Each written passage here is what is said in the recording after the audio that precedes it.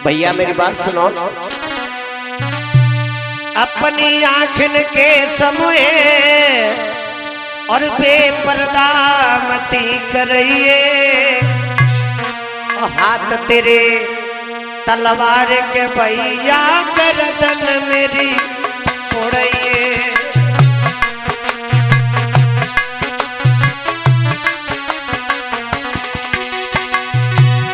रोने लगी, जवाब देती है भैया, लगू धर्म की बहना तू मेरो, लगे धर्म तू भाई, रक्षा बंधन पे ये बहना तेरी गए कलाई।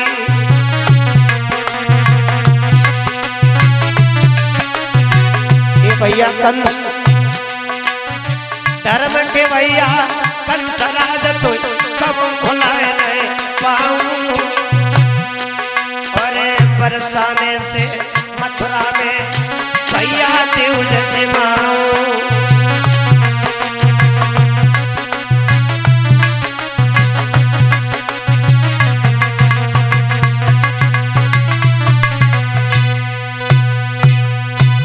कंस कहने लगा कुछ भी सुनना पसंद नहीं है।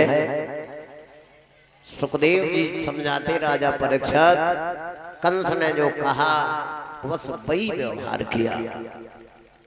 अब गरीब प्रजा रोती हुई राजा उग्रसेन के दरबार में जाकर के गिर गई। जवाब दिया, महाराज की जय हो, तुम्हारे बेटा कंस ने हम गरीबों की बालाओं की प्रभु क्या दुर्दशा बनाई है। राजा उग्रसेन आंसू बहाने लगे। भोजराज कंस को बुलाया और जवाब दिया, सुनो बेटा, तुम्हें ये मालूम नहीं है राजा प्रजा का रिश्ता होता है शेर और बन। राजा प्रजा का रिश्ता होता है शेर और बन। मैं ये व्यास पीठ के द्वारा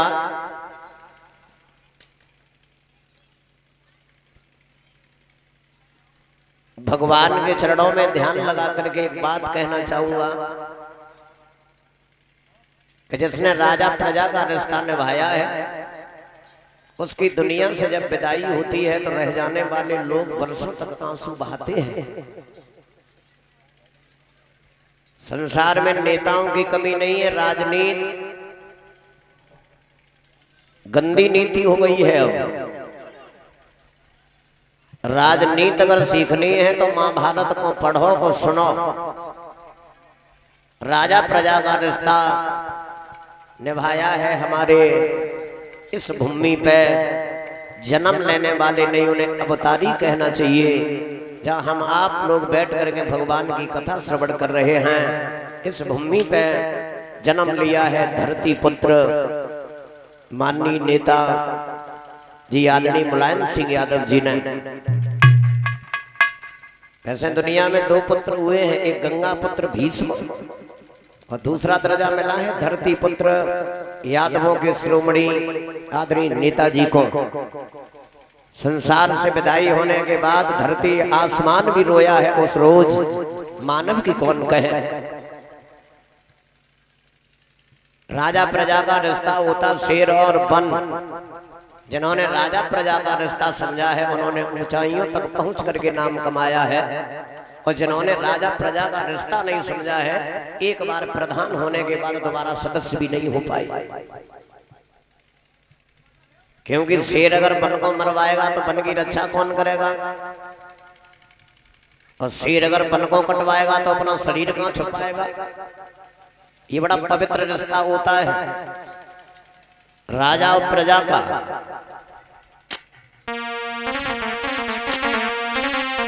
एक दिन तो यहां से जाना होगा भाइयों, एक दिन विदाई होनी है हमारी और आपकी।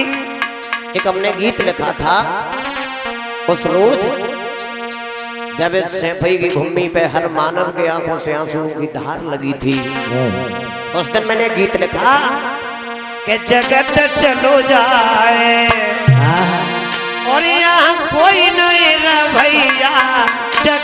चलो जाए, यहाँ कोई नहीं रे भैया जगत चलो जाए, यहाँ कोई नहीं रे भैया जगत चलो जाए। सबसे पहले हमें अपने संगीत के प्रेमियों की याद आई जिन्होंने अपना नाम करके लोगों के हृदय में जगह बनाई। आला सम्राट जब आला गाया करते थे तो ऐसा लगता था उस समय तलवार गुरुजी के हाथ में थी। सुरजन चले गए गुरु प्रदेश चले गए, सुरजन चले गए प्रदेश चले गए लौआ और सरमन चले गए, चले गए। सरमन बाबू का भी नाम इस क्षेत्र में मशहूर रहा है। सरमन चले गए ढोला के गवैया जगत चलो जाए, यहाँ कोई नहीं रे भैया जगत चलो जाए, यहाँ कोई नहीं रे भैया जगत चलो जाए। गंगा पुत्र वो भीषम चले गए, गंगा वो भी सब चले गए। याद रखना भाइयों, गंगा पुत्र का दर्जा मिला है। महाभारत आपने पढ़ा होगा दाता भीष्म को, और महाभारत के उस कुरुक्षेत्र की भूमि में भीष्म पितामह ने जब प्राण छोड़े हैं भगवान कृष्ण के चरणों का ध्यान करके, तो 4 दिन तक उस कुरुक्षेत्र में सूर्य भगवान नजर नहीं आए। भाई यहाँ हुआ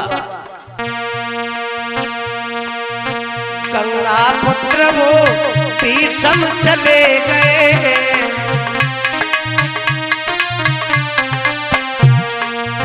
धरती पुत्र चले गए,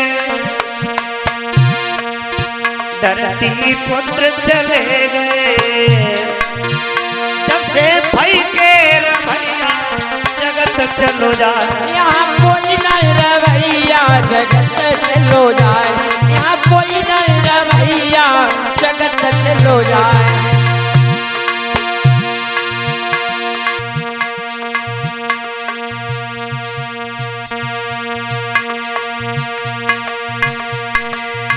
नेताजी की जब हुई विदाई, नेताजी की जब हुई विदाई, ए भाइयों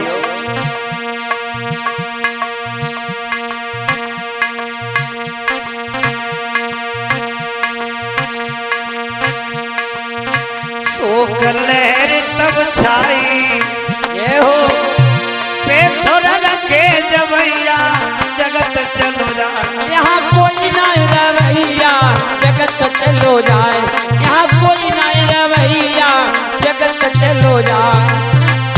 तासे भाइयों नेकी के कर्म कमाए ले रे दुनिया से जाने वाले, ओ नेकी के कर्म कमाए ले रे दुनिया से जाने वाले। ताली बजा के सभी लोग आत्मा से कर्म कमाए ले रे दुनिया से जाने वाले।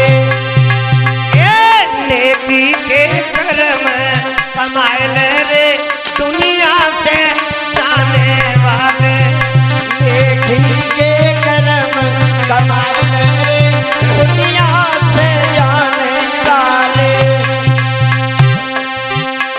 दुनिया से जाने वाले, दुनिया से जाने वाले, दुनिया से जाने वाले, दुनिया से जाने वाले। नेकी के कर्म कमाए रे दुनिया से जाने वाले, नेकी के कर्म कमाए ले रे दुनिया से जाने वाले। बोले आनंद कंद भगवान की जय।